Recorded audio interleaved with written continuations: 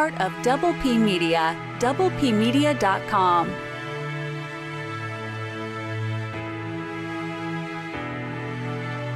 We're covering the most recent season of The Crown. Make sure that you've watched it before you listen.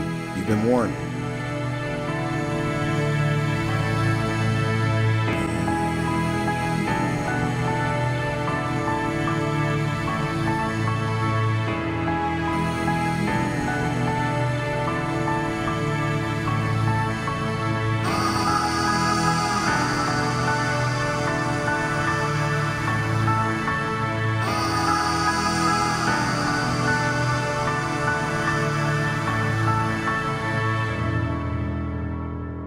A new episode of Podcast Lilibet. What is this? What is 2023? It is weird. We're back. I know we've been away for a while. I apologize for that. My name is Double M, Matt Murdock, and we are going to be covering the show, Season 5 of The Crown on Netflix.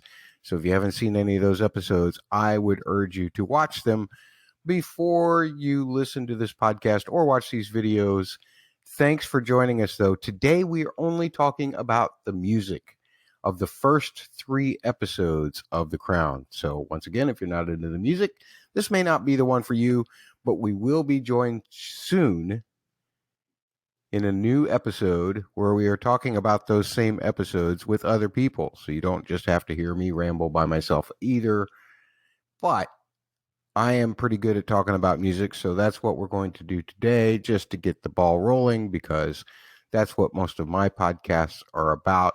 By the way, if you have any feedback for the podcast, we want you to contact us at Lilibet Pod on Twitter, Lilibet Pod on Twitter, so long as Twitter still exists. If it does not, then you can certainly send different kinds of messages using other social media. I'm on Hive. The spelling is Matt's Audio Blog, Matts Audio Blog. Same spelling for Mastodon, although I'm not on the Mast.2 server. I can't pronounce the server. You just search for Matt's Audio Blog wherever you have your Mastodon account, and you should find me. You can also send emails to that same spelling, mattsaudioblog@gmail.com. You can leave comments on the website, mattsaudioblog.com. Guess what? All that's the same spelling. And you can also find our videos on the Double P Media YouTube, youtube.com/C/the word double, the letter P, the word media. You can also contact them via all of their socials. This spelling comes in real handy for their socials. The word double, the letters PHQ. That's good for Twitter. That's good for Instagram. That's good for Hive. That's also the same spelling that they use for their Facebook page. So facebook.com/the word double, the letters PHQ, which stands for Podcast Headquarters.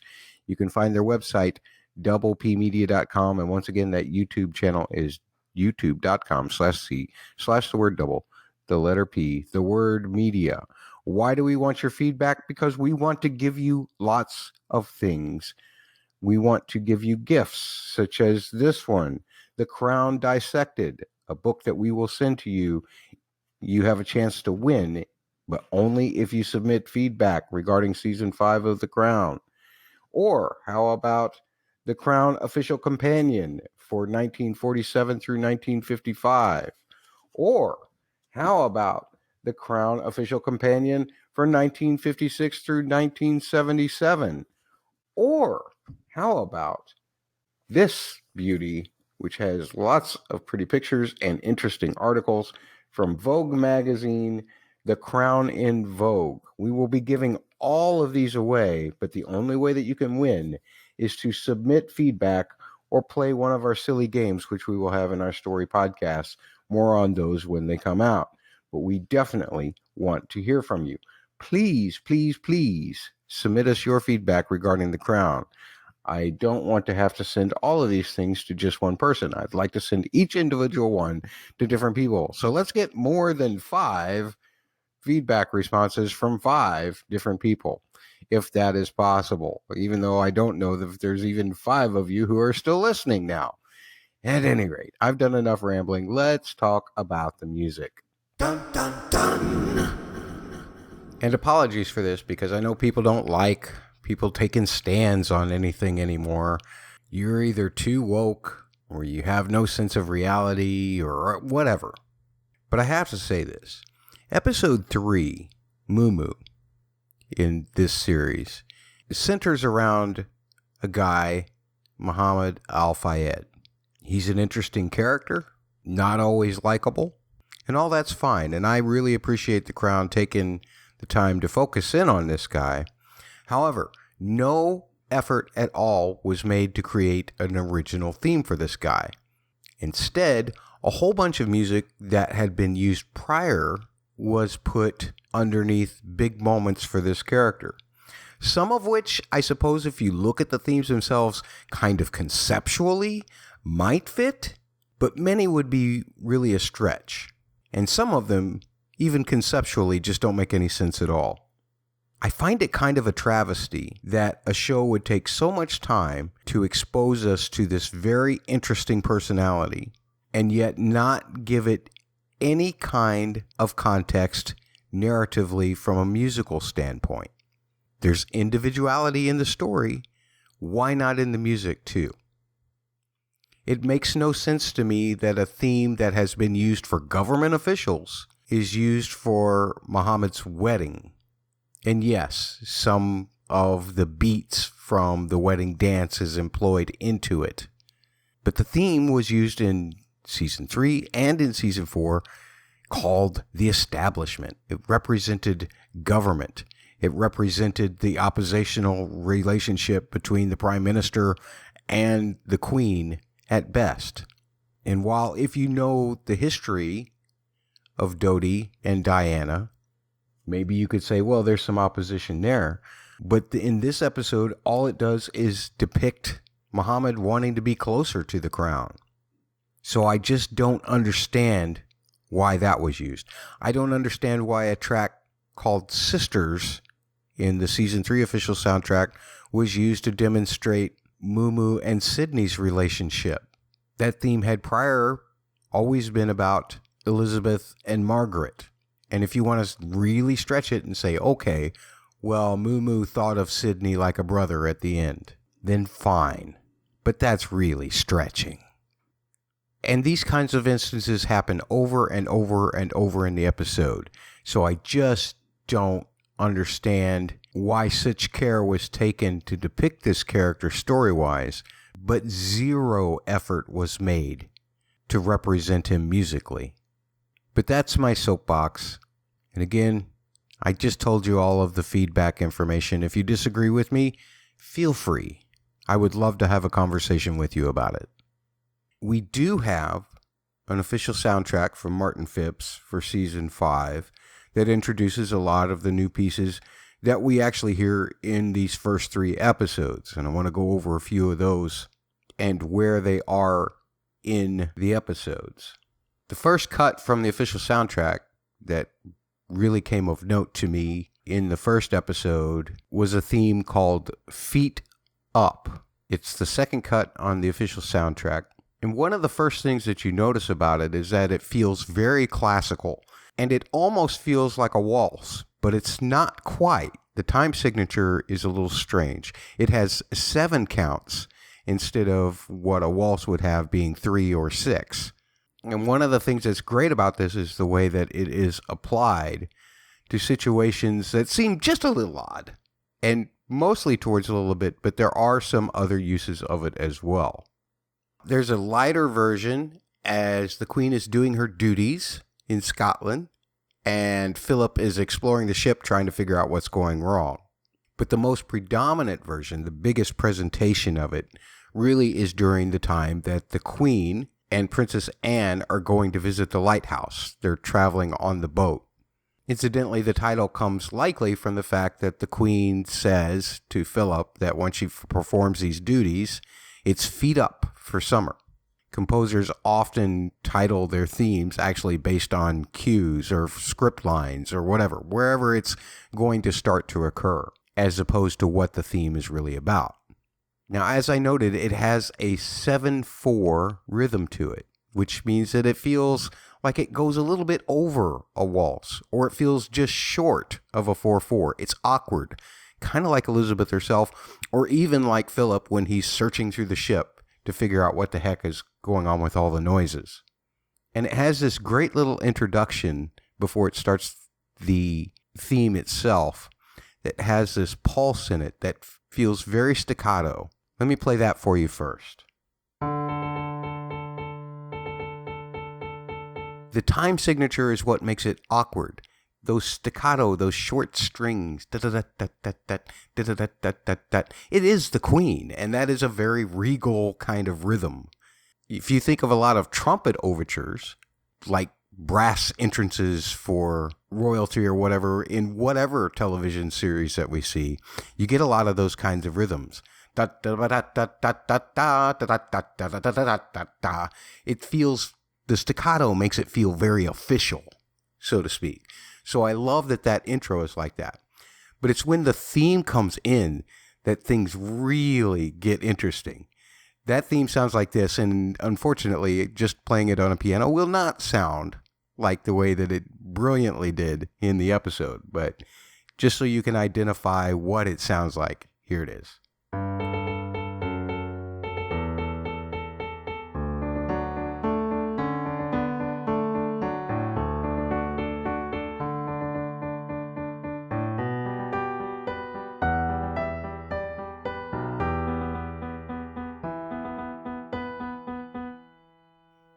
There's also something very interesting happening with the timbres, meaning the instruments that are being played, because the melody is traded back and forth, where the strings are at first accompanying a feeling of that officialness being carried in the brass with the melody and the low strings.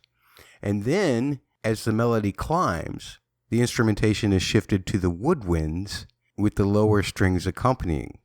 There's almost a dichotomy of instrumentation here, and I love the melodic shape in the fact that there is this sweeping motion to it. Big jumps up and then steps down. And the overall melodic shape is really beautiful. By that I mean how high the notes are going, how low they get, where they start, where they end. It kind of reaches for something, you know, the aspiration is to relax or whatever. And then as Elizabeth is doing her little duties, it's taking her down a peg, or Philip is unable to relax because he's looking for this problem. But the way that this shape is actually best applied doesn't occur with the Queen or Philip. It occurs with Diana when the vacation is over. As we see that last little boat dinghy ride and people taking pictures of Charles and Diana and the kids, and Andrew Morton is watching, and the scene shifts to Diana being on the plane and being consoled by her son, we hear this melody being applied, not with any of that royal staccato-ness or anything like that, but very slowly, very sadly, and underneath some different chords. I haven't talked about the harmony yet. All of the harmony that we heard previously pretty much signifies a major sound, a major chord, a major key. And that typically gives us a happier feeling as human beings than a minor, certainly more than a diminished, or more than even an augmented, which just makes us feel weird. But let me play the way that melody, which sounds like this,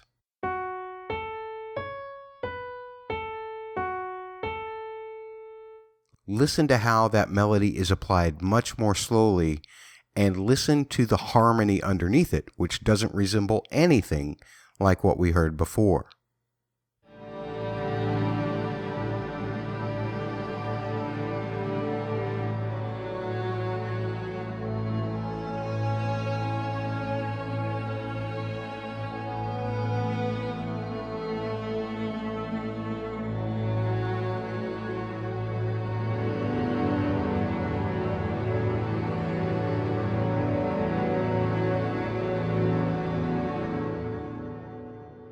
It's great to apply this theme because there is no more feet up for Diana.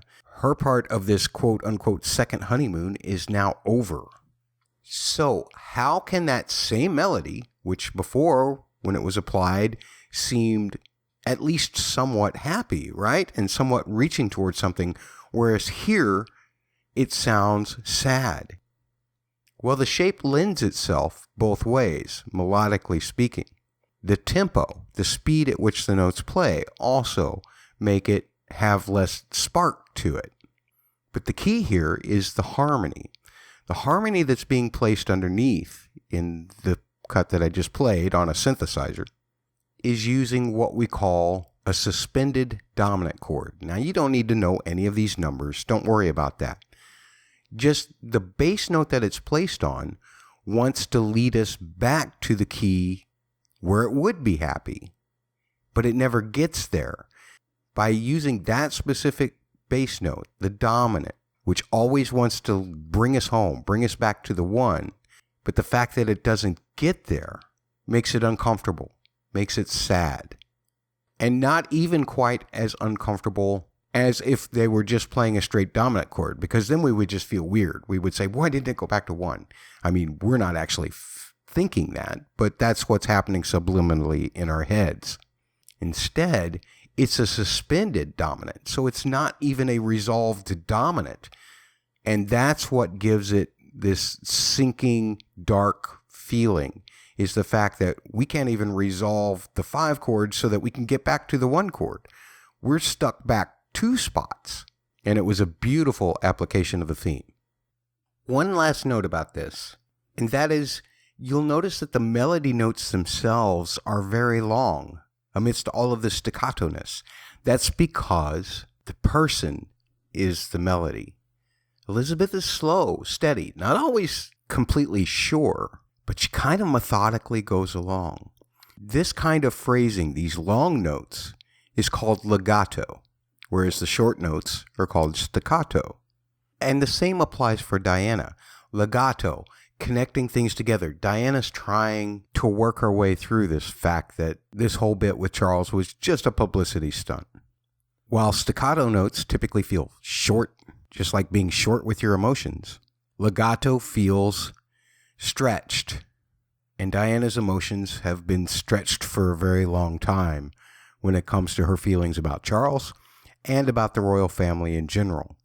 And I love all of that just regarding one singular cut that works like a chameleon in ways, either through harmony or the way that the melody imposes itself over the accompaniment.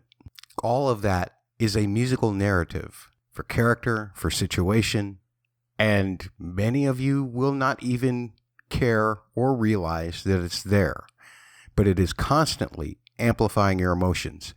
That's what we call psychoacoustics. We are all, as human beings, musically inclined, whether we know it or not. Maybe we don't have the technique to perform the music, but our brains have always had the technique to hear the music, all the way back to this dude named Pythagoras, who you may know for his triangle work, but he applied mathematics to everything, including music, and some of his discoveries have actually endured the test of time in both Western and Eastern music. Have you ever had someone tell you that you don't have to understand the language of an opera to feel it? That's exactly what we're talking about here. Psychoacoustics is the way that our human brains create chemicals to make us feel a certain way based on an aural, with an A, stimuli. When composers hear things in their head, they're conveying emotions. We feel those emotions through the notes that come through their pens. And it is no different for film scoring. In fact, it's the most important element of film scoring. And I've already gone through some elements with this first track that we consider to be part of that psychoacoustic stimuli, such as melodic shape, or the rhythm, or the tempo, or the harmony, which often adds emotional context. So let's move on to another cut that was present in the first 3 episodes, predominantly in episode 2. This one is more of a theme for Philip, or maybe Philip and Penny. It is entitled A Companion on the official soundtrack, Cut 4. But what I like about this one is it also adds the sense of awkwardness, but in just a different way. But it's a different kind of awkwardness. We've been talking about how the time signature was what created the kind of awkwardness for the prior theme, Feed Up. But here, it's actually the melody that creates just this one little moment of awkwardness because it borrows a note from a scale that isn't part of the typical key. Now, he doesn't make it too awkward because it's just kind of a passing tone, but it does stick out a little bit. And another way that he tempers it down is because he uses the time signature of a waltz, almost what we were expecting in the prior cut, except this time it's actually there. A waltz is a 3 count. 3 counts are great. They're sometimes called circular time because they're actually divisible in 2 different ways. In fact, if you think of a march, those are actually triplets happening in the 2 beat. And so that creates a total of 6 counts, which is a multiple of 3. The reason why 3 is called circular time is because it's easily divisible by 2 and by 3. Thus, less of a beginning, less of an end. It just kind of goes around. It never meets itself. There are no corners, no jagged edges to box it in. It can be divided in a number of ways. The other thing that I really love about this melody, besides the fact that it uses a note that doesn't really fit the particular scale, is the shape of it. It starts off tentative, then it goes higher, then it steps back down, and by the end it reaches really high. Here's what it sounds like with its harmony.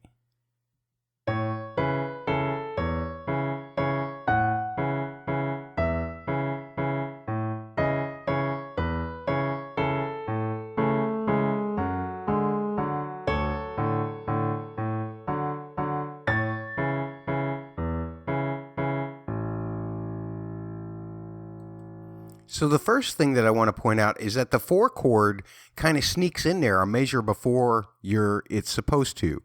You actually hear it before you hear the bass note of it. It starts getting voiced in the inner voicings. Now, none of that makes much matter or probably makes any sense to you, but it makes sense to me because that's what help also creates some more of the little bit of awkwardness. Let's face it, Philip and Penny hanging out has caused a lot of speculation historically. And this musically creates the friendship while still allowing your subconscious to think some of those other questions if you're so inclined. It doesn't force it upon you, but it still allows you the space to think about it. But the thing that makes it most kind of awkward or weird, and I would even go so far as to say is wondrous, because that's typically what this note does when it's placed in a major scale, is the first note of that dropping phrase.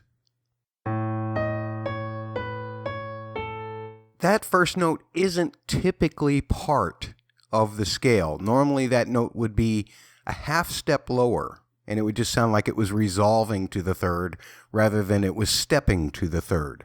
Again, you don't need to know these numbers.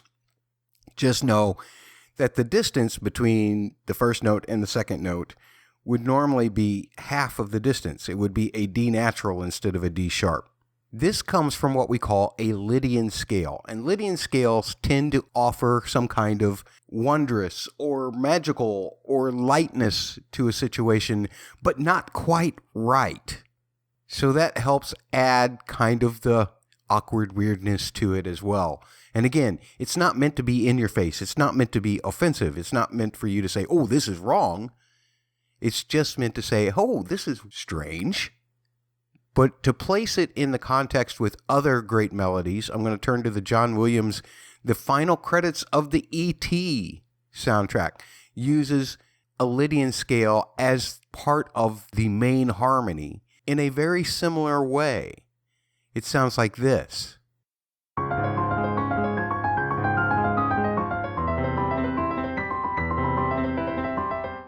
And because that Lydian note actually fits the final chord, it helps to set it up. Here in Phipps's case, he doesn't give us that final chord. He keeps it centered in the key. It doesn't shift down the half step the same way the E.T. one does. And there's nothing wrong with either way. It's just that they create slightly different effects. Because of the key shift in the E.T., there is more of a sense of wonder. Whereas in the Phipps case here, of the cut that we've been examining, it feels more awkward. So why go to such effort to make anything feel awkward? Well, For one thing, there is the wonder and all of that in it as well. I don't want to play that down because Philip has discovered the wondrousness of using these carriages, and he's sharing that with Penny, and she is starting to experience that as well. So there is that sense of wonder there. But the awkwardness also helps just to once again remind us that the Queen and Philip and really the whole royal family are just kind of odd. And calling the royal family odd to me now feels about as awkward as a Lydian note does. So let's move on to the next cut, which is entitled Carriages in the Season 5 official soundtrack. It's cut 11.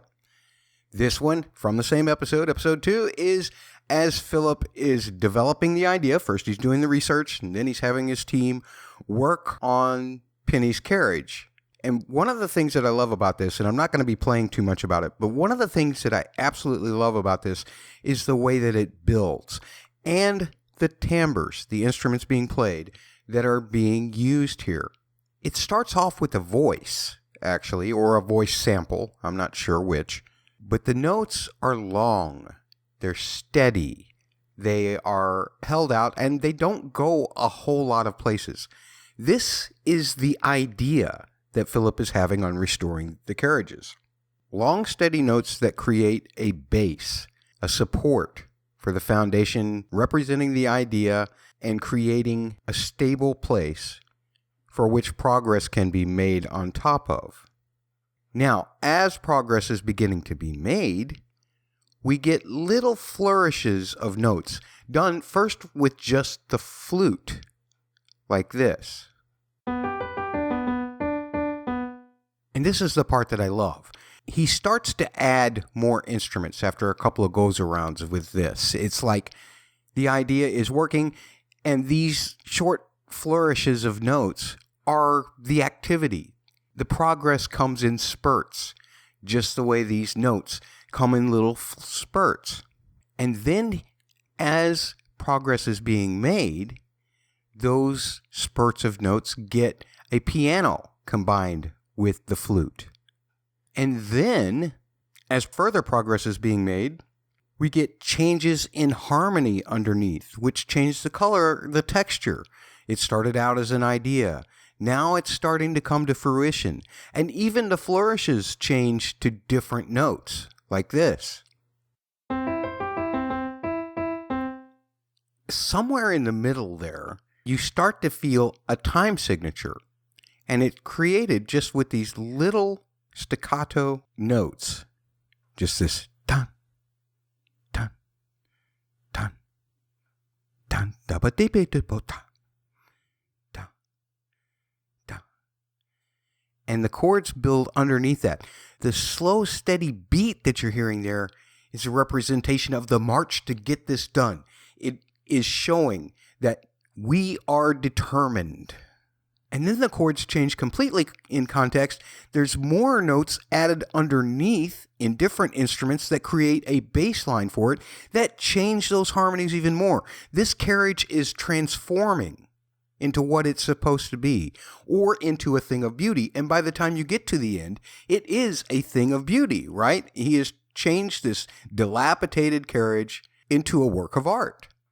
And you actually have to listen to the official soundtrack, again, cut 11 on the Season 5 official soundtrack, Carriages, to really hear all of the timbres, because the music is kind of buried down in the mix a little bit in some places in this show. But what I love the most is that the goal, the end harmony that we've been trying to get to the whole time, is placed very, very high in the violins at the end. I urge you to go and listen to that wherever you get it. Spotify. Actually, I urge you to buy the darn thing because we need to support artists in that way. But if you can't buy it, go to Spotify and listen to this soundtrack. Listen to track 11, Carriages, and listen for that super high G note in the violins at the very end that tells you the goal has been accomplished. I mean, there aren't many levels you can reach higher than that. That's the goal. I mean, it has actually been surpassed, and that's what the musical narrative is telling you there. So let's stay in the same episode. We've talked about all of the Philip stuff, basically. But let's talk about the Diana stuff, because she is the other principal in the second episode. And there is a new presentation on the Season 5 official soundtrack, Cut 1, called Actually Her. Guess when that cut actually occurs. It's when the nurse asks James Colehurst if he was actually talking to the princess. As I said, a lot of these cues are named after a script line or a certain action in the film. But the theme itself, which kind of sounds like Simple Heart, which is a theme that we've heard in Season 3 and Season 4, and there are several what Phipps calls variations of them that you can find throughout both soundtracks. Yet, it is not that theme. It does resemble it a little bit. It has those same kind of triplet rhythms, that same minor feel. It's a very dark piece. Remember, minor is sad or darker. Major is happy or hopeful or lighter, at very least. And this is what you get in terms of its basic outline.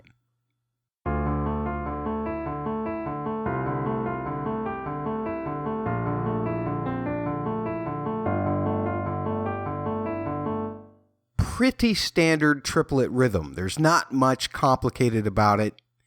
You can hear it outlining a minor chord. The bass line is going down, descending.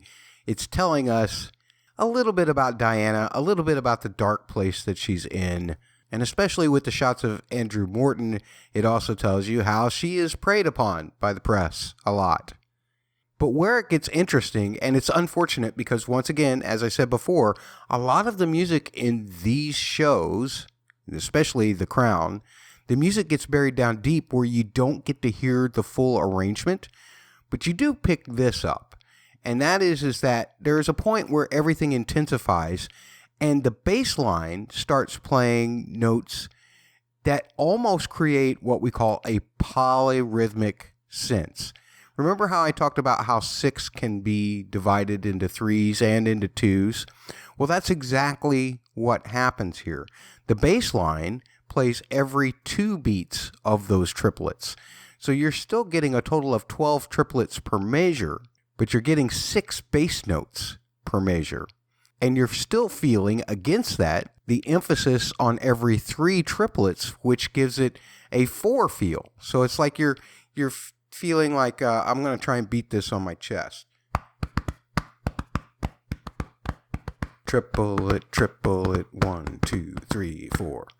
Those are the kinds of polyrhythms that occur and is one of the things that makes triplet rhythms or 3/4 or anything with 3s very interesting. But listen how that effect happens when you just isolate every 2 notes of that in the bass. It gives it a different kind of thumping feel, like this.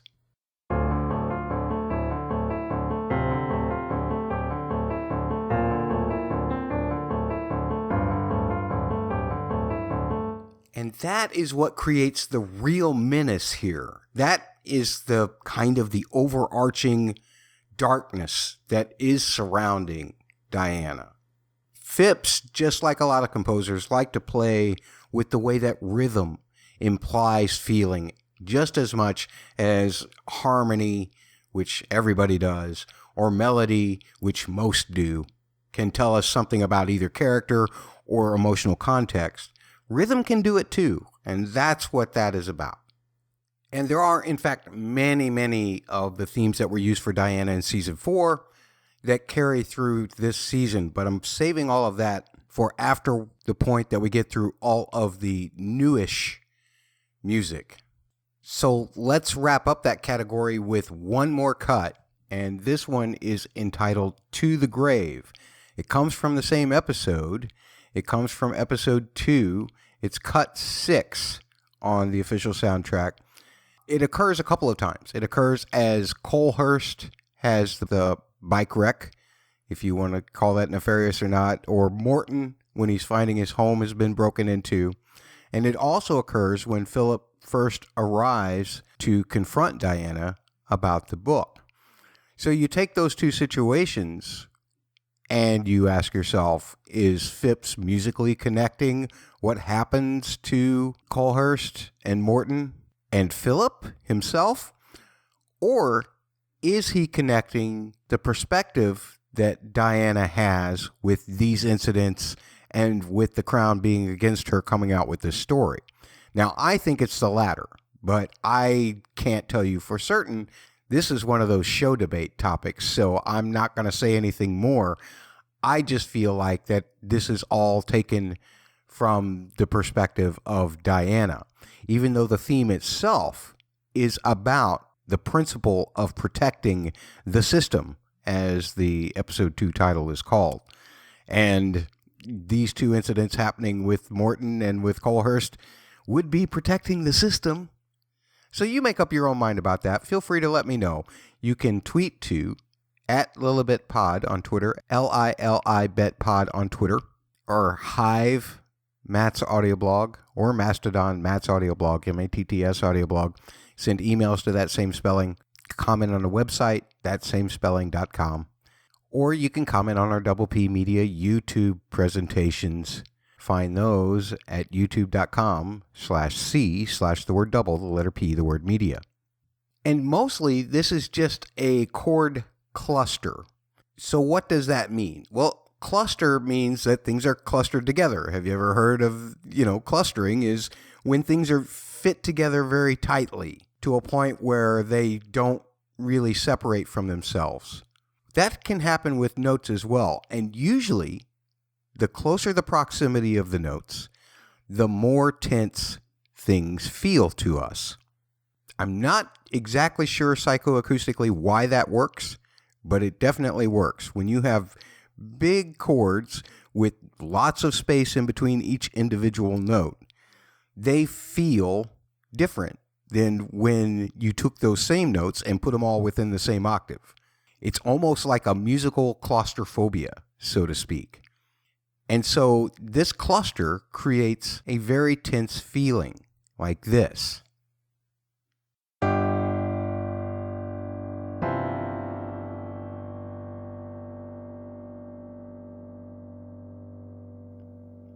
Something else that the piano can't relate, but when you put different types of instruments together, remember, the way that we hear instruments is just because they generate different types of waveforms. The shapes of the waveforms that they make are different. And sometimes when different instruments are played together very closely, not only do the waveforms themselves, because they're very close together, create all these little places where they kind of phase each other out, that creates something uncomfortable. And we don't actually hear the notes go away, but our ears are interpreting all of those little, what we call beats in there. And that creates a lot of tension. Just like when you're listening to a high school marching band and some of it's really out of tune, that's because those waveforms are so close together that the cancellation makes everything feel uncomfortable. And like I said, it's not that big a deal. I mean, that's just one chord. But it's the way the notes are situated together. It's the way the waveforms, the timbres of the instruments work together, and all of these kinds of little cancellations that we don't really hear as cancellations, but they're there. And that creates tension in our eardrums. I don't know. Maybe it's too much for our eardrums to process, or at least the way that our brain is interpreting those processes. But it really feels uncomfortable, right?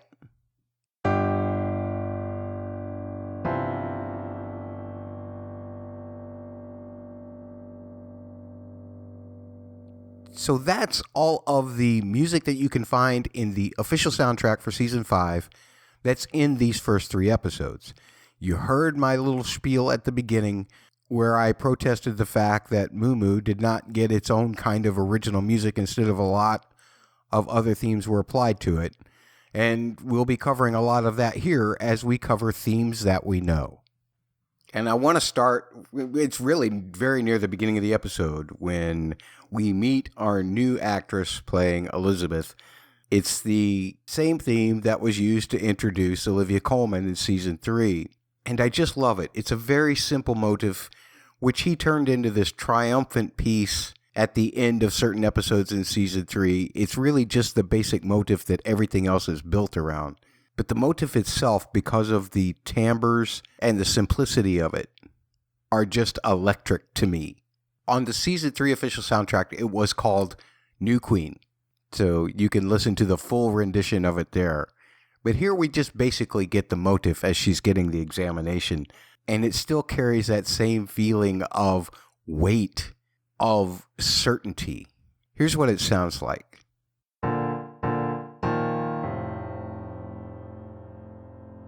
Now, something that the piano can never convey is the timbres, the instruments that are being used, because the use of low woodwinds is a great representation of Elizabeth herself. We've heard the clarinet and other woodwinds being used to represent her throughout the first 2 seasons. So I love that when it came back to season 3, Phipps decided to incorporate that. But it's in a deeper register, right? Just like the Queen has grown in her depth of knowledge, in her depth of ruling, so too this is placed down in a lower register. And there's still just a hint of some brass sometimes or whatever in the various courses throughout season 3. Brass as a timbre often represents that royal feeling. As I mentioned before, the heralding of trumpets, the heralding of brass announces royalty. And I love how this is in a deeper register, a lower register that gives the Queen her depth of knowledge. As we age, we all get more experience. We all know more. We all say, gosh, if I only knew what I know now back when I was 20. And that's kind of the representation of the maturation of a queen that I love. Plus, it's just a great shtick. You title a piece New Queen, well, we've got yet another actress playing a new queen. So the literal sense of it, both for season 3's first episode with Olivia Colman and this episode with Imelda Staunton, is a great shtick to stay with. Another theme that we hear at the end of episode 1 of season 5 is something that we've heard since season 3. It was originally titled on the season 3 official soundtrack, The Establishment. And it usually represented the relationship between the Prime Minister and the Queen, or it represented the government side of things itself. Through these 3 episodes, that remains true most of the time, but you've already heard me complain a little bit at the beginning of this episode, and I'm going to get back to that. But the most predominant version that we hear of these chords is during the end of episode 1. And just to refresh your memory, these are the chords that I'm talking about, usually done with brass.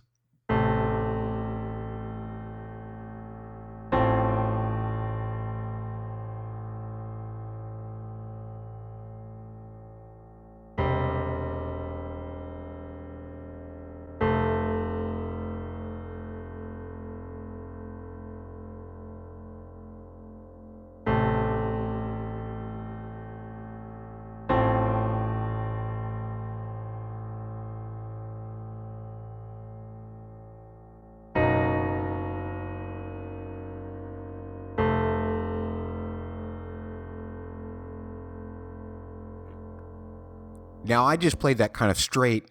Normally, it's in like a 7/4 time signature, I believe. Another one of those odd time signatures. I guess the Parliament side of things are just as odd as the Royals. I don't know what that means. Anyway, all I'm saying is that normally it's played that way. I played it a little more straight this time. I kept it in a 4/4 time signature. And there are usually little ornamental figures that come with these chords, or some kind of other type of beat. Here we don't really get the predominant beat or the bass pulse like we have in prior seasons. Instead, there's just these little figures that are added on top, especially as you go into the end credits of the episode, that add a little more, I suppose, mystery, suspense, whatever, because we do have the Prime Minister who is talking about what a mess the royal family is. So that presents itself as something that adds a little intrigue to it all. And I think we've even heard this figure used on top of the establishment theme before in prior seasons. But just to demonstrate what I'm talking about, it sounds like this.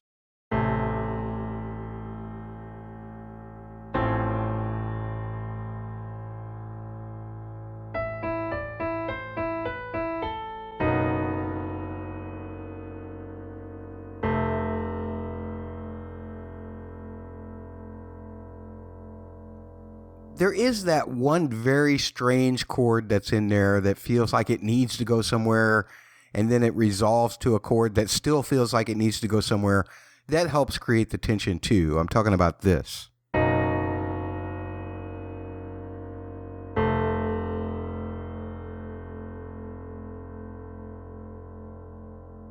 So we heard that theme used in episode 1, primarily around the Prime Minister. But then we also heard it used in episode 3. And you can actually find this version of it on the Season 5 official soundtrack. It's cut 3. It's called Al-Fayed. So he has repurposed the establishment theme for Al-Fayed. It occurs during his wedding and through to Dodi being born. Now, one thing that's interesting about this particular version is that it does incorporate the rhythms from the wedding dance into it. And obviously, I'm not going to make a drums track for this, so you'll just have to use the frame of reference that I've used before and hear the drums underneath it, or you can go to the Season 5 official soundtrack and listen to it. Again, I have a problem with this because is this a representation of Mumu fighting against the establishment because he's marrying up? Or is it saying that he is going to be in opposition to the Queen when in all three of these episodes, all we've seen him is be wanting to be part of all of that? And this is where the continuity of musical narrative, especially for episode 3, really breaks down for me, because not only does it not give Mumu proper representation musically, but it also kind of makes you question what any of this stuff was about for 2 entire seasons. And sorry about the soapbox, but you're probably going to hear me say that about a lot of these themes from here on out. Let's talk about another theme that we already know, although I'm not sure if I talked about this during Season 4 or not. On the Season 4 official soundtrack, the title of the cut was called Voices. Now, the instance in episode 1 where this is used for this season was when the Queen was actually reading the Sunday Times and pondering, walking her dog, all of that stuff. We heard it then, and it uses a very simple motive that has voice timbres to it. I'm not sure if they're sampled or if they're actual voices. I'm assuming the latter, but that motive sounds like this.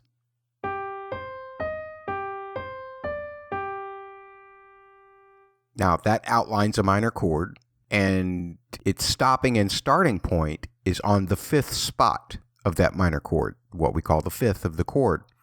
What that does is that creates a tension because you want it to go back to that second note, actually. You want it to resolve to where its home is, but it never does, and it starts over at the same place. So there's a little bit of tension there. Obviously, this is a tense moment for Elizabeth as she's reading this whole thing about the Queen Victoria syndrome. But what gives it the real emotional context is the string harmonies that come in underneath. So together, it all sounds like this.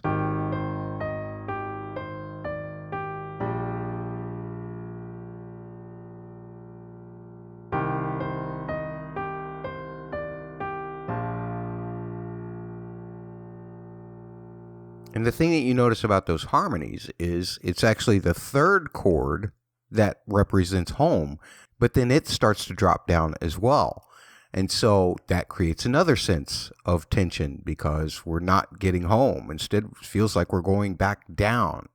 And once again, with zero musical continuity, we hear this used in episode 3 when Mumu decides to restore the old estate of David and Wallace. I don't understand that at all, but that's, again, just me finding an excuse to be on my soapbox again. So we'll move on. Let's move on to one of my favorites, which originally debuted in Season 4, and on the official soundtrack for that season, it was called Fairytale. And mostly this theme is used for Diana. There are voice timbres, and there are short woodwind chords, and then there is harmony that is placed underneath, usually by strings. Those are three separate things that Phipps, not unlike Balfe, can use independently of each other. Sometimes he might use that melody over a different bed of chords. Sometimes he might use those short woodwinds over a different bed of chords. Sometimes he might use those harmonies with none of the other two parts. Good themes, especially around Diana or around central characters, sometimes have to be this complex where they can be used independently because there's just too many different kinds of emotional context that need to be added to a scene. So the short woodwind chords, the ones that are played with like flutes and things like that, sound like this.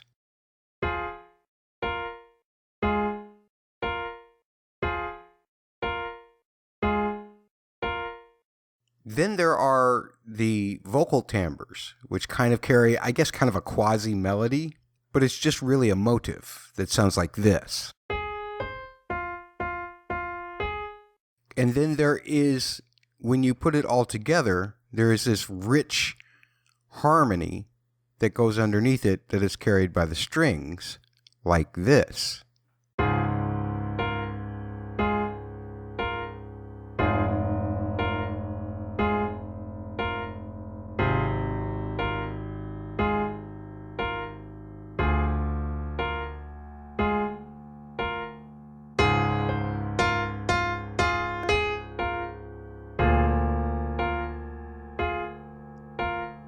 It's those lower harmonies that really give some good emotional context here. This is for the first episode of Season 5 when Diana is talking with her secretary about the second honeymoon before they enter the plane. And then you hear the string parts, the really rich parts, once they are on the boat. It carries through the plane taking off and them giving the show and what have you. But it's the chords underneath that add the real emotional context. And that's because this piece, being in F minor, utilizes both the sixth and the flat sixth. Now, don't worry about these numbers too much, but they do change the context. The first chord you'll hear me play uses the flat sixth, which would be the regular sixth in the minor key. But by raising it a half step in the second chord, it creates an instability, almost this kind of welling of some kind of emotion within a person when they hear it, because you feel like part of you is being pushed up. Part of that is also because it almost feels like it's shifting from the minor to the major. Now, it's not necessarily supposed to make you feel happy, but it is supposed to make whatever you are feeling expand.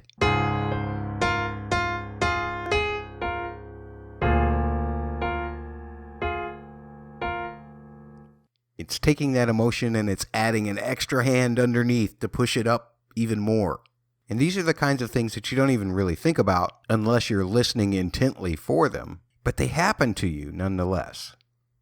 Just as I said before, they can be used independently, which makes them very handy. For instance, in the second episode, you only hear the chords when Morton hands Colehurst the questions and during his bike ride to Kensington Palace. This gives Phipps a little extra opportunity to add this kind of extra ostinato motive. Then you hear it again in the second episode when she's recording her story for Morton to transcribe. And this time, Phipps will use a little bit different harmonies from the original and from episode 1. Again, to change the emotional context, to make this deeper, to make it darker. And the theme is used once again during the montage of Morton being interviewed about the book. And in that case, those stabbing woodwind chords are there at first, but then the main vocal motive continues and other harmonies are placed underneath it, which adds a whole different emotional context to it. Now, here's my soapbox again, but it's also used in episode 3 when Sidney is remembering what David taught him and he's passing it on to Moo Moo, which I don't understand what that has to do with anything at all. So just create some original music for Moo Moo, a triple M. I mean, I guess if you just want to go by the title Fairytale, I guess it doesn't have to be Diana's Fairytale exclusively, but all of these things take a real stretch of context in order to justify. So let's move on before I depress myself any further. One last theme from episode 1 that we've heard before is a theme that was originally called Daggers on the season 4 official soundtrack. And this one is being used for everybody getting ready for the Gillies Ball. One of the things that's neat about this is the harmony underneath, while being very similar to the establishment theme, does distinguish itself in certain ways because it goes to the major 4 chord, even though it's a minor piece. What do I mean by that? Well, what I mean is there are chord numbers for every key. Each scale step represents whatever chord is built on top of that scale step.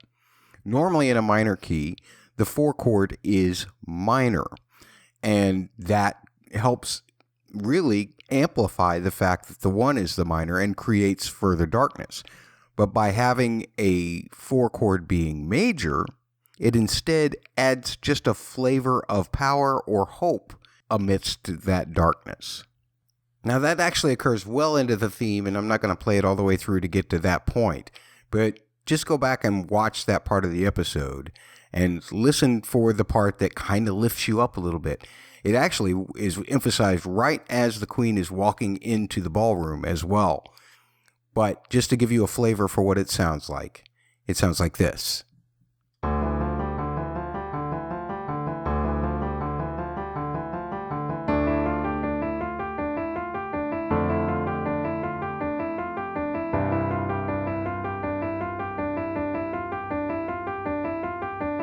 So this is using a 7/4 count. It is actually in the same time signature as the establishment original theme was. It is also using the same chord progression between the first 2 chords that the establishment does.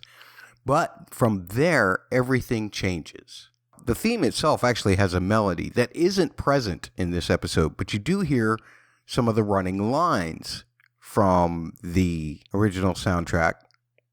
Another theme that was used from the season 3 official soundtrack called Simple Harp, and you heard me refer to it before. This time it's used in episode 3 of season 5 for David and Wallace when they're in Alexandria, Egypt during that flashback.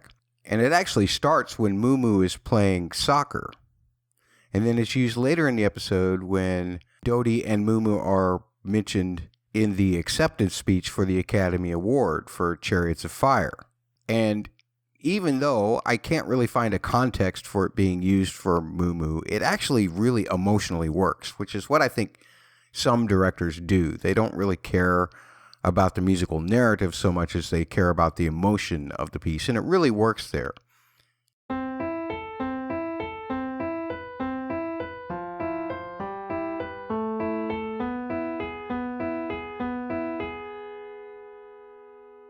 The timbre of the harp naturally gives it this classical and very elegant feel to it. I suppose winning an Academy Award is kind of an elegant award to win. And of course, David and Wallace constantly bathe themselves in elegance, whether you felt they deserved to or not. Kind of a sophistication in the way that it has to be performed as well. And we've been going for an hour now just talking about music, so if you're still with me, I really thank you.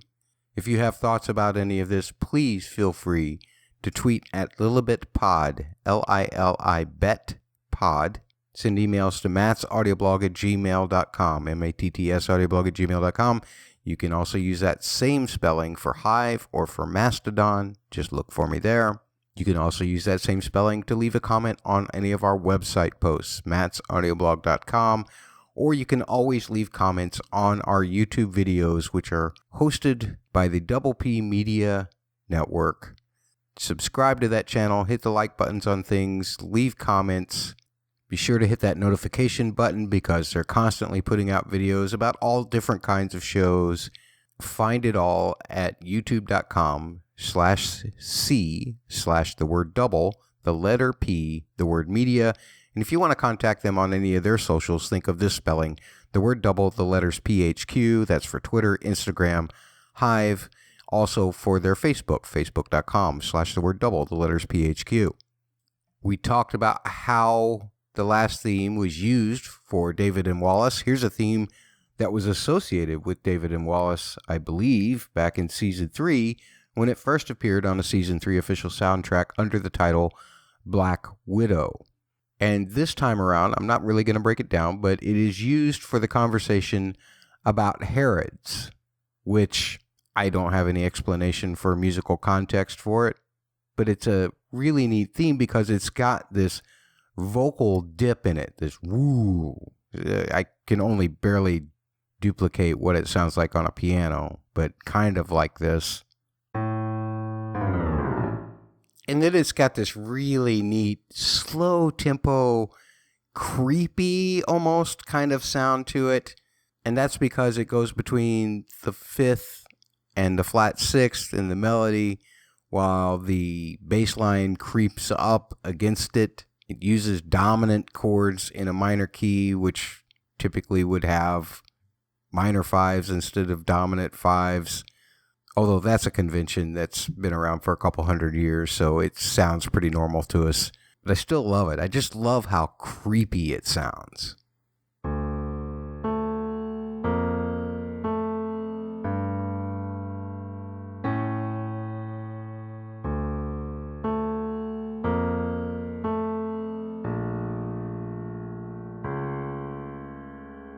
And maybe because you do think of kind of like, you know, a Black Widow's poisonous and whatever. It's a creepy creature, especially if you're an arachnophobe the way that I am. So maybe them preying on Harrods just to be able to be closer to the royalty is a little creepy. But again, I think most of the Moo Moo episode, I mean, I'm just kind of striking it from the musical vocabulary, because I feel like they just didn't make any effort to give Moo Moo any originality or independence from the rest of the story. And they just went for things that sounded like they fit it emotionally, which is fine. It's their prerogative, but I don't have to like it. And I'm just going to mention these as well. I'm going to play one more, but the only other one that I'm going to play is something that hasn't appeared on any official soundtrack. But first, let me just say the cut Sisters from the Season 3 official soundtrack was actually used for Moo Moo's last moments with Sydney in Episode 3 of Season 5. I had thought that that theme was used mostly for Margaret and mostly in Season 3, so once again, I don't really get any connection unless you want to just say that, you know, Moo Moo had considered Sydney like family at the end, and that's fine. Like I said, I'm not going to argue the context on these anymore. The one that really struck me was weird. Charles from the Season 3 official soundtrack. I think I am going to play this one just so you remember what it sounds like, because it was used almost exclusively for Charles, and then maybe a little bit with Charles and Diana in Season 4. And then in this third episode of Season 5, it's used for Elizabeth and Margaret, who are talking about the way that pairing Moo Moo and Diana was a good idea. I mean, I don't have any idea what the context is for that. It doesn't seem to have anything to do with Charles or Charles and Diana.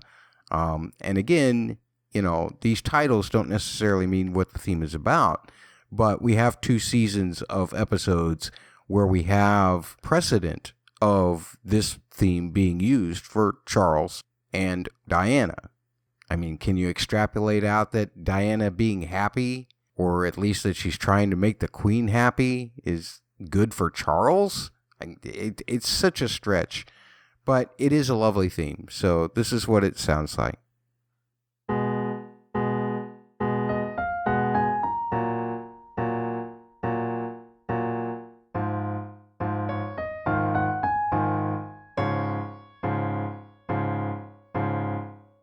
And then the last thing that I want to talk about that's musically oriented that isn't used from a musical supervisor's point of view is the theme that was used for when they were filming Chariots of Fire. Now, this theme was actually also used in Season 4 when Diana and Philip went out over the countryside looking for the stag. Episode was the Balmoral test. Now, I don't know if this is a piece of regular classical music that's just being arranged. I can't actually recall it as a piece that is, like standard literature, standard repertoire. But I also have a tendency to overlook sometimes the most obvious things. So if you know, tweet or email me what this piece of music is. And if you listen to the one on the Bimmoral test and you listen to the one in this episode, the arrangements are completely different. Now, that happens with old classical pieces, but I suspect that this is something that maybe Phipps has written, but he never has recorded it. He didn't offer it in the season 4 official soundtrack. It wasn't offered in this official soundtrack, which now makes me think, well, maybe it isn't his. But whosever it is, it's really a beautiful piece. It uses these wonderfully expanded chords. It uses these inner voicing movements. And there are certain tensions between notes that just make it beautiful. Also, the timbres really make a difference. When you hear it done with horns, as it is in this episode, or with strings, as it is in the season 4 episode, it can really create different kinds of feelings. But it's a really beautiful piece. And it sounds like this.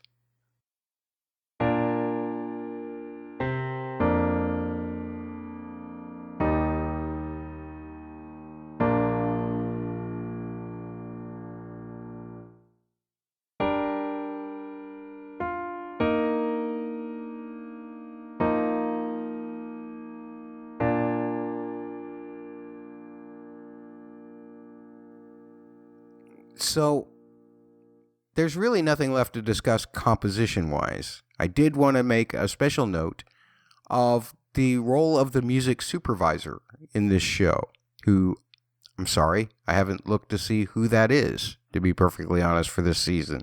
Sometimes it changes from season to season, depending on what the needs are. Because the role of the music supervisor is to at least secure the rights for music that the director may want to put into it that somebody else has composed that they can't possibly own and they have to ask permission for and pay royalties for. It also depends on what level of creativity the production team is giving the music supervisor, but sometimes they're also the ones who get to pick the cuts themselves and then go out and secure the rights for those. So I just want to list through some of these pieces that we heard that some of them you probably know, because we are getting at least into the 90s. I understand that some of you may not even have been born yet, so don't hold it against me that I'm quoting a lot of old music. I'm quoting some music in this that will be older than my father, so that's the way that goes. But in Season 5, Episode 1, Emotions by Mariah Carey, and that's as Diana and the kids are leaving the yacht to go to the beach, and it continues to happen in the background as the boat is going around the yacht, and Charles is talking with Norton about his marriage with Diana. There's the cut Rule Britannia. James Thompson and Thomas Arne are credited with, I believe, the composition of that during the send-off of the Britannia. And somebody credited Chacon from King Arthur, the Purcell piece. But really, the Purcell piece is just the main theme, I think. And there's some piano going on called Auf dem Wasser zu singen, I believe. I hope I didn't butcher that too bad. But it's a Schubert piece that you can hear in parts of the episode as well. The performance credit that I have for this is Dietrich Fischer Dieskau and Gerald Moore. And the place where you hear it is as Philip is kind of calculating the repair bill for the Britannia. The band performing during the Gillies Ball Dance are performing Del Among the Tailors. And I'm not sure who those artists were. It may have been a live band. I suspect it probably wasn't. I could not find the second tune as Anne is telling the major about the Gillies Ball, or even the tune that was under Diana talking to the Prime Minister, or maybe it's all part of the same thing. The version of Amazing Grace that you hear at the beginning of Season 5, Episode 2 at the funeral is the Londonderry Choir performing that. In that same episode, you hear the song My Destiny by Lionel Richie, and that's happening as Diana is preparing herself to go to the event before you have the montage regarding Morton being interviewed about his book and her walking through the ballroom. And then 3 cuts from Season 5, Episode 3, Blue Skies Are Around the Corner, is one such piece performed by Ambrose and his orchestra. And when we hear it, we're actually in the bridge of the tune, not at the main part of the tune. But it's where David and Wallace are walking into a party, and Moo is flirting with the girl that he'll end up marrying while he's negotiating his 50-50 deal over the Coca-Cola. Same episode as David/Edward contemplates hiring Sydney permanently. You hear in the background, I'm Old-Fashioned. And this one was by Geraldo and his orchestra, or perhaps Geraldo and his orchestra. Not sure how that's pronounced. And finally, at the Ritz in Paris, you hear Padam Padam by Edith Piaf, the famous singer. I hope I pronounced that name right. And I guess that the actress who is performing the live version of it, or after the initial shot of people going into the hotel, that's actually using the Piaf version. But it actually then shifts to a live version, which is not the original recording, unless they pitched it down a half step, which I don't know why they would. But those are the kinds of tunes that had to be negotiated to get the rights for, that had to be selected by somebody, be it the director or the musical supervisor themselves. And that's always a really tough gig, trying to create ambiance without having to pay millions of dollars to some artist based on syndication rights or whatever. And believe me, I'm all for artists getting paid. So being a music supervisor is a pretty hard gig, and I commend whoever gets this music for these episodes. Thanks so much for joining me for this musical analysis podcast. We will be covering the story of episodes 1 through 3 of Season 5 of The Crown in the near future, so be looking for that on this feed. Don't forget all of that stuff that we talked about earlier, contact info-wise, at Lilibet Pod on Twitter, at Double PHQ on Twitter, at Double PHQ just about everywhere else as well. But don't forget that YouTube channel, youtube.com/c/the word double, the letter P, the word media. And we will talk to you soon. Take care.